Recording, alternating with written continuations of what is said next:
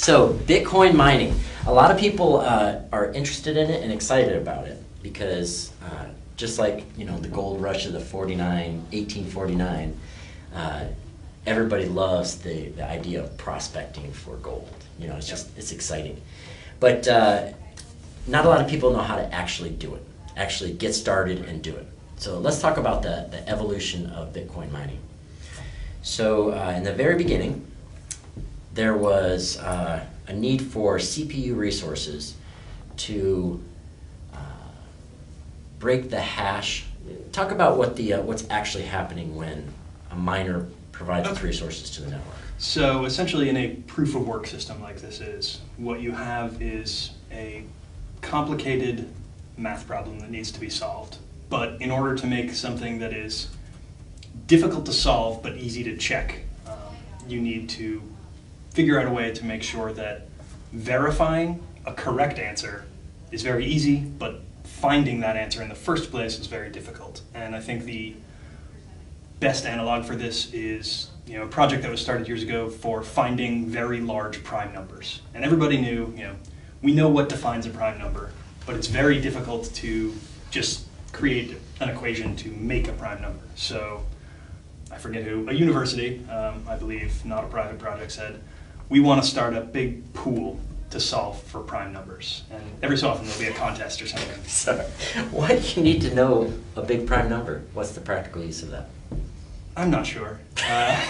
Science? I knowledge? I would think there would be more value in finding extraterrestrials, but... Which is another thing that people use a lot of computers for, and that's probably the other analog for the network. Okay. But as far as the actual problem solving goes, what they needed was just 1 million computers to crunch numbers and take a big long number and then just check, is this a prime? It's hard to find, you can't write a program that'll say, make me a prime number that's bigger than anyone we've ever found. But once somebody says a number, it's very easy for a computer to check, is this prime? So everybody's trying, and then somebody finds that you number. You find one, and that's the new highest prime, and then they all start again. Great analogy. So with the Bitcoin network, we're trying to do just that. We're trying to find that large prime number in a way. With the beginning of the mining, it was CPUs. You would donate your CPU to the pool, you would have it chewing and chewing and chewing and chewing, and if you happened to think of that magic answer and it was verified, then that unit of work could be completed and verified, and that particular miner was rewarded. Yeah. Okay, so it's using central processing units, and what ends up happening is you have to run the CPU for a month, a year, 10 years in order to find one of these answers. Yeah. Right? So as a miner that wants to earn some Bitcoin as they're donating their resources, they're not really interested in waiting 3 months to see the first reward. And so these things called pools were developed where everybody kind of collectively mines together in one pool, and then anybody finds the answer and everyone gets a small portion of the reward. Right. So now talk about the evolution from CPU to GPU and what happened with the hashing power, and then explain the concept of difficulty to us to talk about how it mitigates that increase in hashing power. And so essentially it comes down to every computer chip or processor is going to have the ability to be programmed to look for a certain solution or do a certain type of problem solving.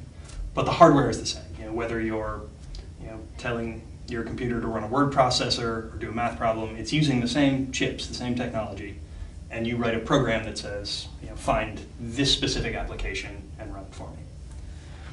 Obviously, when people started making graphics cards and accelerated 3D, anything that was going to require a lot of cell shading, anything that really demanded more visual processing, you got better and better chips, but more specialized. So these chips are running in your video card or your GPU, your graphical processing unit, right, in order to perform these very specific calculations.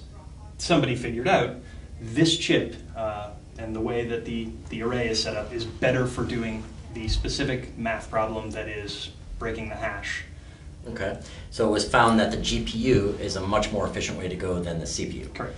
Okay, so if the GPU is, and it is like, what, 200, 300 times as powerful as the CPU for this particular function, if that's the case, what keeps the Bitcoin network still leveled? I mean, and what keeps it from, Yep. how does the difficulty adjust to keep it from all of a sudden there's a whole bunch of right answers? Yeah, and this is part of what comes into the brilliance of the original Bitcoin protocol. It's the idea that in order to distribute this currency, at a steady rate, we decided there are going to be a block every 10 minutes, and that the reward for that is a set number, which changes over time.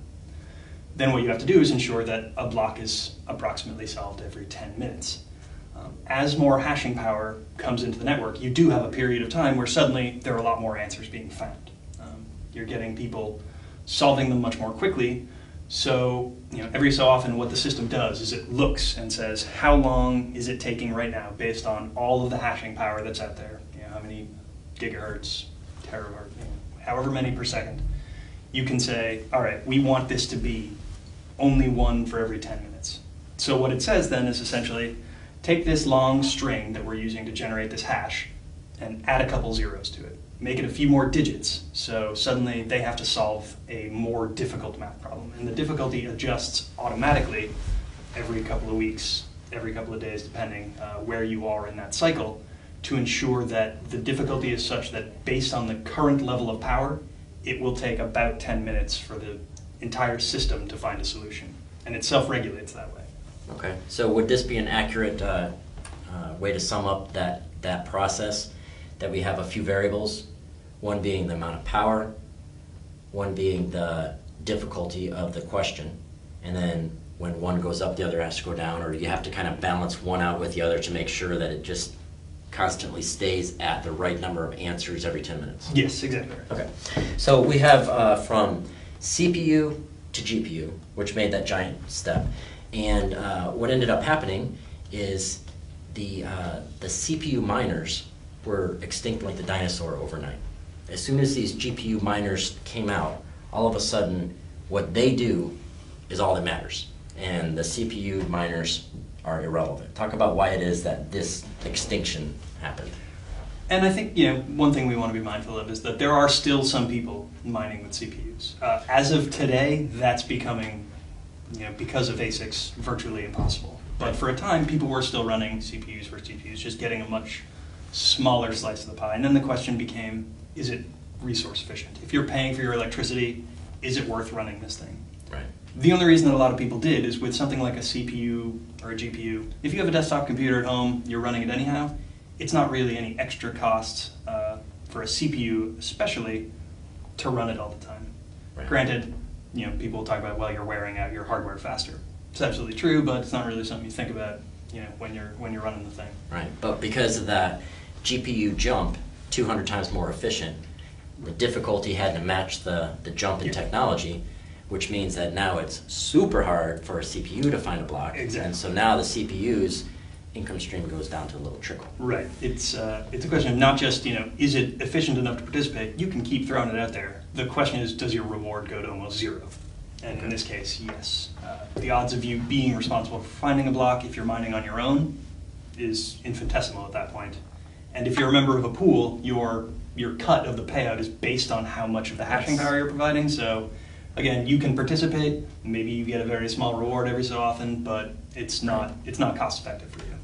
So this evolution is actually not just a CPU to GPU thing. It's actually continued more than that, and probably will continue on, over time.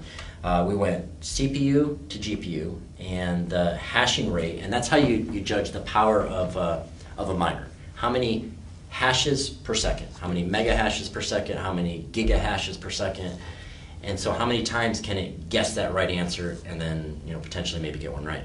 So we went from CPU to GPU to something called a FPGA, which stands for Field Programmable Graphics Accelerator, maybe? Array. Array. And basically what it is, it's a chip that you can program with, you plug a USB cable into, and you program that chip to specifically just mine for Bitcoin. Okay, so we had a jump from graphics cards to FPGAs that wasn't as dramatic. The FPGAs do 300 to 1.2 gigahash per FPGA. The graphics cards can do a couple hundred. Up to 200, 300, 400. Some will go as high as 5 or 600, but it's really tough to get any more than 5 or 600 megahash per graphics card. So you have maybe a doubling there, so it's not really that much of a disruptor. But then after FPGA, you go to ASIC. And the difference between FPGA and the ASIC, of course, from just other electronics and other components that we use in life, is to go from a programmable unit to a hardwired unit that just does that one function. Right. You get a huge increase in speed and a decrease in power. So really at the point of, we had CPU hobbyist, GPUs, we have anybody who's a gamer can jump in and be a Bitcoin miner.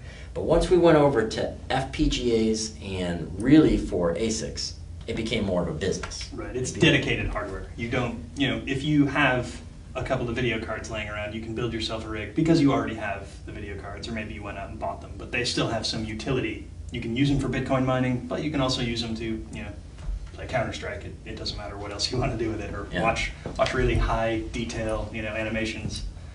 But yeah, now what you're looking at is, instead of with the CPU, and you have something that is designed to be very broadly functional. This chip is supposed to run everything on your computer, versus something like an ASIC, which is built only to do this one job. It's not going to run your word processing unit. It's not going to play your games. It is just going to mine Bitcoins for you. Yeah. And so then it becomes just something you spend money on in order to make revenue. And so on the one side of the income statement, you've got electricity and cost of FPGA, cost of ASIC. And the other side, you've got how many Bitcoin am I making.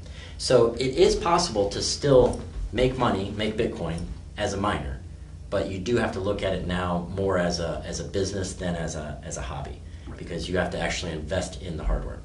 Yeah, and even for that, you're looking at a couple of things. One is going to be your upfront cost in terms of investing in the hardware itself, and then the second part is ongoing. Are you paying for electricity? And that's for a lot of people. Just where does that come out? And I know that there have been a lot of people all over the world kind of having this discussion about, is it actually better to be mining in certain places in the world where the cost of energy is very low, versus some place where the cost of energy is high, even though your Bitcoins are worth the same amount and your hash rate may be the same.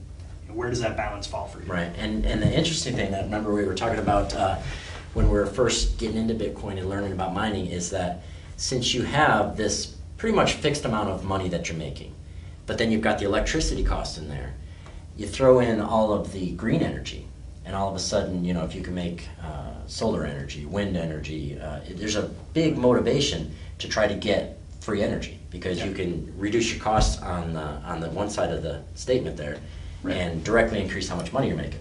So we talked even about treadmills and anything, any way to power your device for free, essentially. Yeah, any way you can. And so mining Bitcoins could actually lead to another commercial incentive for all this green energy that people want but don't really have the ability to monetize. This directly monetizes green And energy. if you're a company like if you are ASIC miner, and they're a company that is building ASICs to mine for themselves, essentially, and offering shares rather than selling the device itself. These days you can get green credits from the government. If you suddenly say, we'll run this off of solar, you're going to get a tax credit for that. So for them, it makes even more sense, because their business not only pays for power like everybody else, but they actually profit based on their power. And the less they can pay net for that energy, the better off their numbers are going to be. So if they wanted to, they could just apply and say, sure, we'll take 1,000 solar panels, which we're going to write off 60% of the cost of, and suddenly that becomes a value prop for them that actually might work out. All right, so next thing I want to talk about is the future of Bitcoin mining, and is it a limited resource that the more miners, the less you make? And so is it a dying industry, or is there a future for it? What are your thoughts about that? I think that what you're going to see over time is, obviously, the reward goes down every certain number of blocks. It just went down recently from 50 to 25 Bitcoins per block, and they say about 4 years until the next halving of that Bitcoin reward. But because of transaction fees, a small percentage of any transaction may go to those miners in addition to the reward for solving the block. If you put a larger reward, because one thing that a lot of people don't realize is that the pools or the miners have some say in what block they're trying to solve. You can look at a transaction and say, these are lumped together in a block. This one, somebody said basically a bounty was put on it. I'm willing to pay an extra, bit nickel, and I want to see my transaction go through faster. And so seeing that it's, instead of 25 Bitcoins to solve this, it's 25.05, you get more people working on that. So you get to go to essentially to the top of the list. Okay, now transaction fees, talk about that, because one thing we know about Bitcoin from this video series is that Bitcoin is cash. So you don't have to pay the merchant fees. What's the transaction fee with Bitcoin? One of the reasons that it's seen as such a benefit over a PayPal or a credit card is because the transaction fees for something like that are so high, between 2 and 9%, depending on where on the world you are and what you're paying for. For Bitcoin, it might be as little as 1/2 of 1 unit that we're talking about. So it could be a fraction of a percent if you want to throw a transaction fee on there. And you also don't have to. That is a really interesting point. Talk about why it is that you can either send Bitcoin for free or send Bitcoin and pay. Yep. Is it just out of the niceness of your heart that you're paying? What you're paying for is essentially that ability to jump the line. You can say, I want my transaction to be resolved and confirmed faster. Okay, and what is a resolved confirmed transaction? What does that mean as opposed to one that is not confirmed? Well, this is when the blockchain gets involved. So essentially, we've talked about how you solve blocks. It's a group of transactions that is got one proof of work hash associated with it. But what happens is, part of the way the system works is that there's a huge log. And the best explanations tend to describe Bitcoin as a ledger system, essentially. It is a giant book listing every payment and every movement of money that has ever taken place in this economy. And every time that a new block is generated, it goes through the system, somebody breaks the hash, solves it, goes out to everybody else who's involved in this giant peer-to-peer network. Their computers check it and say, yes, this is correct. So solving the hash gets the entry into the book?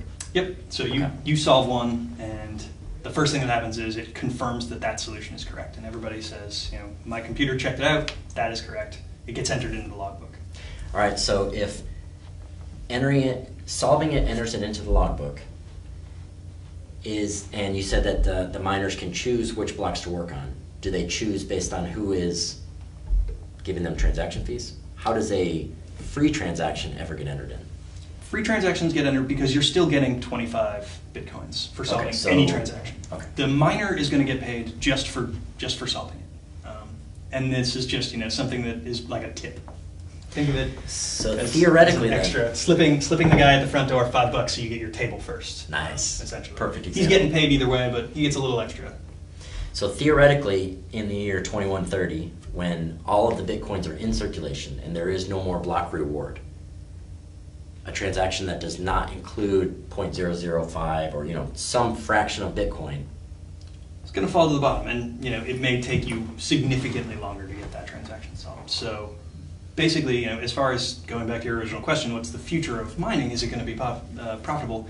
It entirely depends on adoption. If a lot of people use it, suddenly instead of 1,000 transactions, 1 million transactions going through, all over the world we're talking billions of transactions that are going to need to be processed. So even a very tiny fee will add up to a lot of money for the people who continue to do this. All right, I'm gonna throw a scenario at you and tell me if this sounds like it could be a reason to add something to your transaction. You go have dinner, you get the check, there's a barcode on it, you scan it, you put in your transaction, and you wait at the table until that transaction is confirmed. Once it's confirmed, you're allowed to leave the restaurant. Right. So you add 0.000005, you're waiting there a half hour, you add 0.5, you're in, you're out.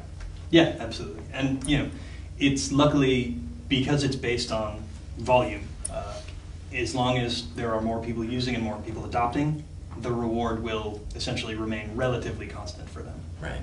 And just to reiterate that the getting a confirmed transaction for the business means that it is not double spent, right? It means that it's a legitimate transaction, that I have the money and I now own it, right, once it's confirmed. And that's, again, sort of the way that the peer-to-peer part of it works so well, is that the system, everybody's computer will check. And this is also where the idea that maybe we get into another time of forking happens, where if you have two different versions of the ledger, everyone's computer will go through and check the one and say, if somebody creates a fake ledger, this is why it's not easy to counterfeit this kind of money, then all the other computers that have already accepted that previous block say, wait a minute, no, that's not the one I have, that's not my copy. And it will disregard this new fork in the chain. The blockchain will basically always continue along the branch that the majority accepts, which is, again, as long as it's that majority, it's where the idea of a 51% attack comes from. You need to have more than half of the hashing power to change. And this is a really critical point about Bitcoin mining, about using Bitcoin, because everybody wants to know, well, can't I just fake it out? Can't I hack in? Can't I just, steal a bunch of money? Well, if there's 1 million or 1 billion computers connected to this network, you have to literally control more than half of those resources, right? In order for you to have any ability to fake anything out because of this majority fork. Because it reconciles itself, essentially. It's always going to keep checking and comparing to that accepted log that everybody uses. So if you create, if you manage to find a way to tell it to double spend and send, 100 coins to this address, the first time through, it's going to check that and say, wait a minute, but we already show these coins somewhere else. They're in wallet A and wallet B. And then it's going to go through and say, you know what? 99.999% of the computers show it in wallet A. One guy says it's in wallet B, and the system will just cut that one off. Say, nope, that didn't happen. Fake. And it will continue on the way it was intended to. So self-healing. Yeah, essentially. And that's part of the the benefit that people are seeing with ASICs is the idea that it's suddenly, because the hashing power and therefore the distribution of solving power in the network grows so vastly with this, it makes it incrementally 500, 1,000 times harder, depending on how many of these actually end up hitting the market, for any one person to get that 51% of the power. Right. Basically making sure that the hashing power is distributed across the network rather than concentrated is the key to ensuring this. Yeah. And so as a Bitcoin miner, I know that the best thing for the Bitcoin network is to actually just be a solo miner. Just wait a month until I get my block. The next best thing is to make sure that if I'm joining a pool, I join maybe the pool that's not the biggest pool, or I spread my mining work across lots of pools. That way, there's never a concentration of too much mining in one pool. And you can see how much hashing power is in every pool that you join. Yep, there are a couple of places online that you can check this. And the transparency is such a huge part of the entire process. Yes. Is that you can see every transaction that anybody ever makes. You can see who's mining where, who has how much hashing power for the most part. There are things you can do to disguise it, but it's all there if somebody wants to follow the trail. Right. That information exists. But at the same time, we don't want to give the impression that there is no anonymity, because when you send a Bitcoin transaction, you can actually make that transaction anonymous. And yes. So you can see the transaction, but you can't see which address it came from. It may not be, and you may even see address came from here to point B, but your name's not on that address. Right. Your name's never on it, and then sometimes your address isn't even on it if you right. make the... You can send it through a variety of mixers and portals, in the same way that you can access. And we're not talking about, buying drugs or anything like that. We're just talking if you, value your privacy and you don't want your business being somebody else's business, you right. can make your transaction anonymous. Just like when you go to the drugstore and you pay cash. Pay cash. Yep. I mean, that's not necessarily a differentiator for Bitcoin. It's just something that it shares with cash. So this has been a pretty theoretical discussion about Bitcoin. I think we should have another one that's like a more step-by-step. On how to set up. Talk about, how to actually do it. I mean, right now, you would set up a miner, right now exactly today, like February 24th, 2013, you would set up a miner more for fun and learning and experience, because the ASICs are like right on the front door, right? The ASIC is the technology that, like we talked about, makes all of the graphics cards irrelevant and kind of makes the FPGAs irrelevant also. And so smart money for a miner is to go buy an ASIC. But we still don't know if they're actually real. There's one that's in the network mining.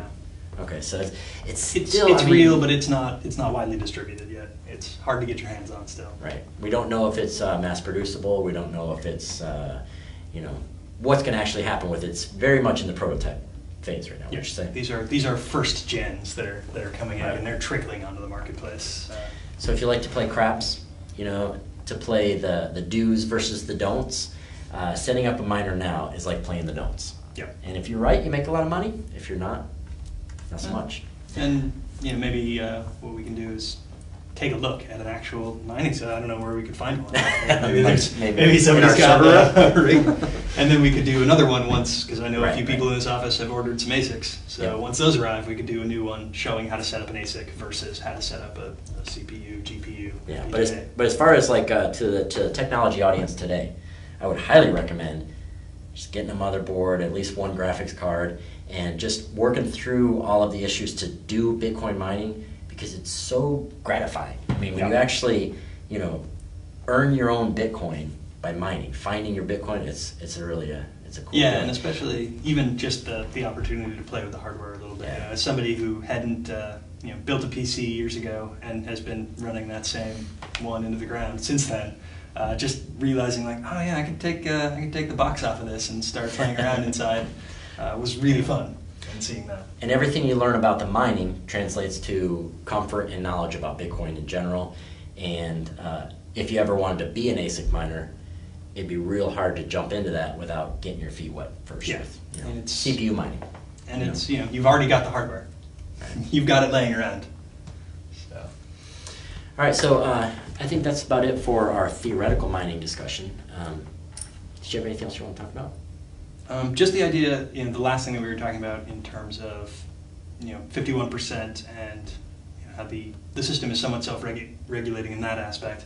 It's also great that, as far as getting into a certain pool and making sure a pool doesn't get too big, there is some sort of protection built into the fact that everyone who is doing a lot of mining in terms of pools and things like that has an investment in the system. So even if you got more than, it's not necessarily the end of Bitcoin if somebody gets more than 51%, as long as it's not designed to harm the network.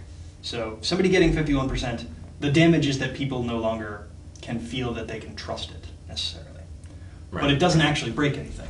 The system is fine if 100% of the people were doing, all of the mining, or 1% of the people doing all the mining. Right.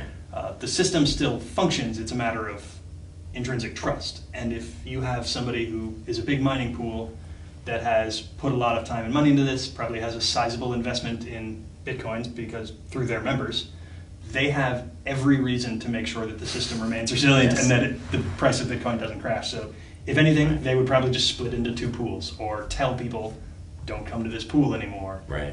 They have the last thing a miner wants is for Bitcoin to no longer be a viable currency. Right. If you're there the goes all biggest their net worth. Yeah, if you're the biggest Bitcoin pool and you've amassed this huge pile of Bitcoins, you don't want them to lose their value because people no longer trust the blockchain.